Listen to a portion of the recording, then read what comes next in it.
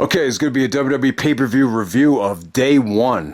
This is the first pay-per-view of 2022 on January 1st, New Year's Day. And we start off the pay-per-view with some pretty depressing news. Roman Reigns gets COVID-19, so they cancel the Roman and Brock match, so they throw Brock into the main event. So now it's a fatal five-way for the championship.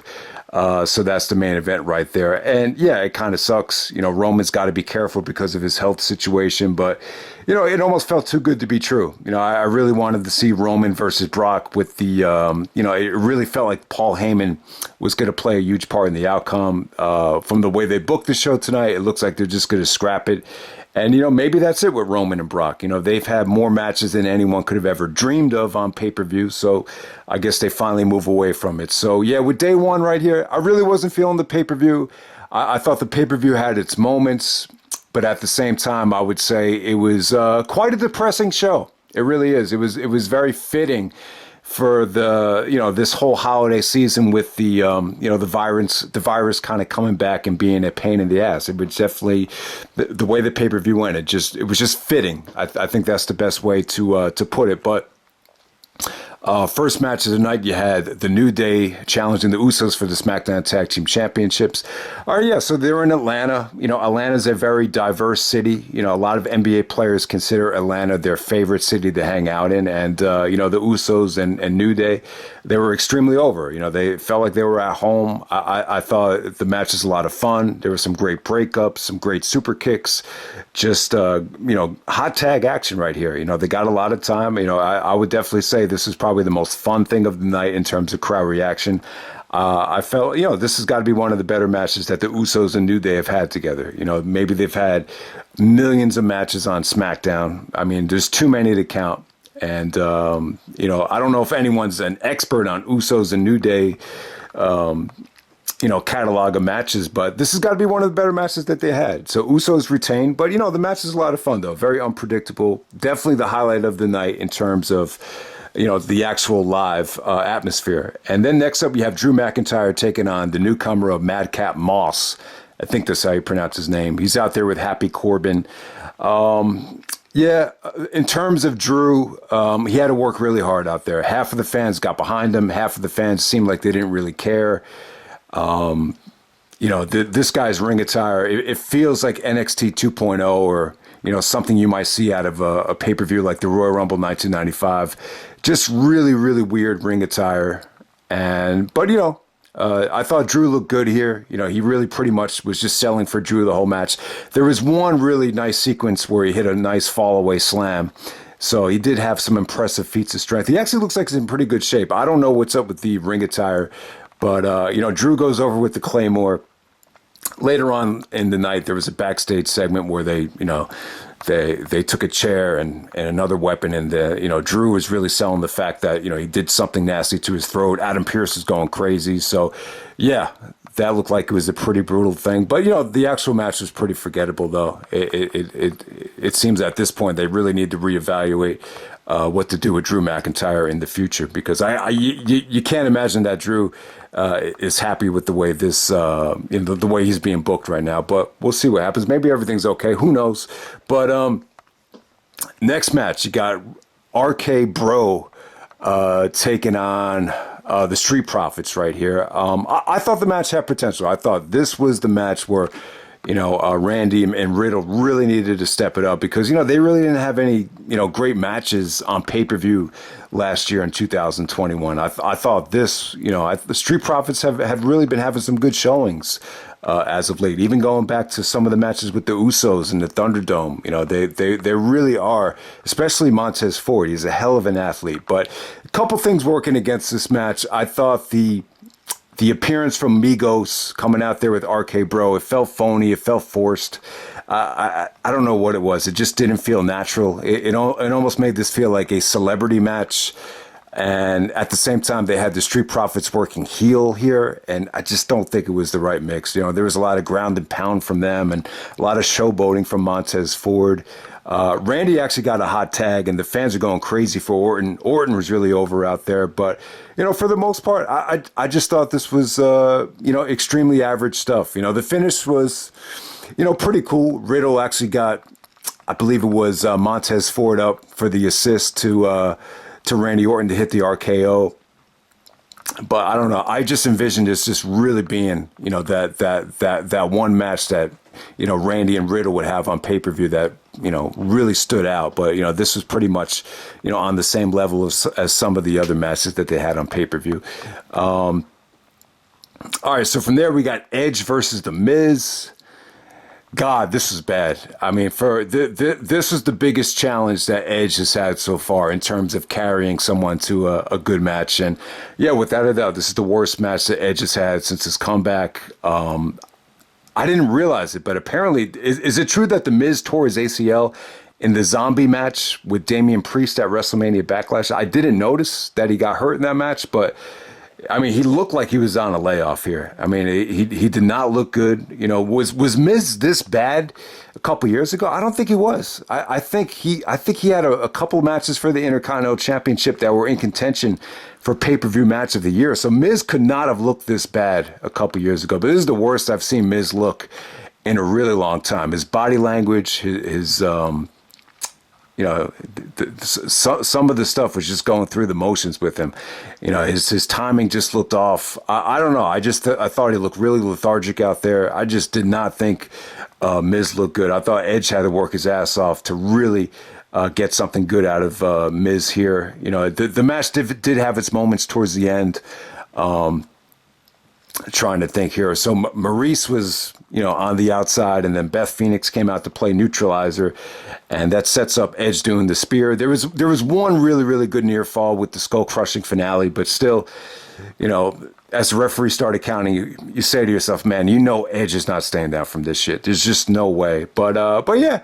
You know what it does? It really elevates MJF. If there's anyone out there that thinks Miz is a better worker than MJF, it's not, especially in 2021 or 2022, it's definitely not the case. There's no way Miz could have had the level of matches that MJF has had this year with Darby and Jericho and, even Sammy Guevara. So, yeah.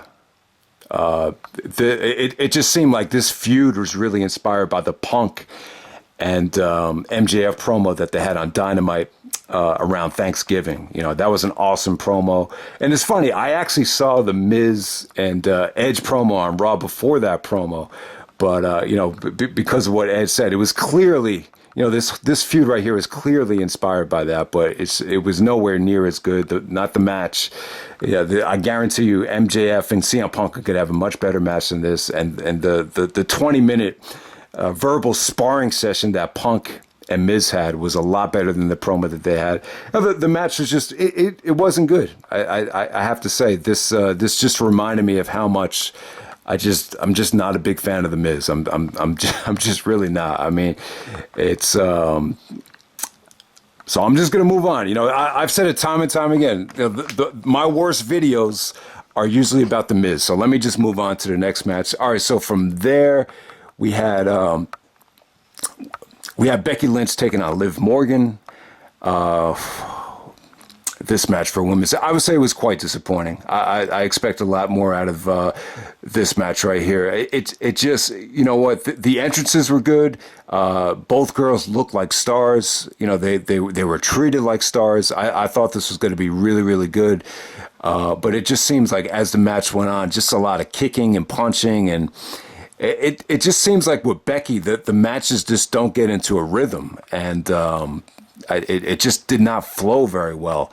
Eventually, there was one spot in the match where, I guess Liv was trying to, do the eye for an eye thing and get Becky back, which just, kind of, stomping her wrist on the steel steps. I guess Becky did the same thing to her, so it was kind of like an eye for an eye. And then she transitioned that into an abdominal stretch, and the fans really got behind Liv. But for whatever reason, Becky countered it into, sort of a variation of a rock bottom, and it looked like she wanted to put her foot on the rope, and then she decided not to, and so the finish was kind of crappy there. But Becky and Liv Morgan, that's another match on the show. I thought it could have been a little bit better, but it was solid, but I expected a little bit more out of it. But very predictable match. Becky goes over. I have to say, Becky's singles matches, the triple threat at Crown Jewel, I thought was pretty good. But the singles stuff so far, I have to say I'm a little bit let down, especially with the Charlotte match and the Bianca match. The finishes had a lot to do with it, but at the same time, I just feel like her matches aren't flowing as smoothly as they did before the pregnancy. But we'll see what happens. And I do think the Becky. I just want to make a point. I do think the whole Becky fiasco at SummerSlam. The more and more you think about it, it just feels like Vince kind of overreacting to, not delivering what was advertised with Sasha Banks. But so the whole thing with Becky's heel turn, I think a lot of people find it very weird at the moment. But move on to the main event. We got Big E taking on Seth Rollins, taking on Kevin Owens, Bobby Lashley, and then Brock actually comes out last, which is kind of disrespectful. Usually the champion's going to come out last, especially in a situation like this where you got, a fatal five-way. But yeah, it only got about 8 minutes. While this lasted, I thought this was fucking incredible. I thought it was really, really good stuff. Seth Rollins and Kevin Owens formed.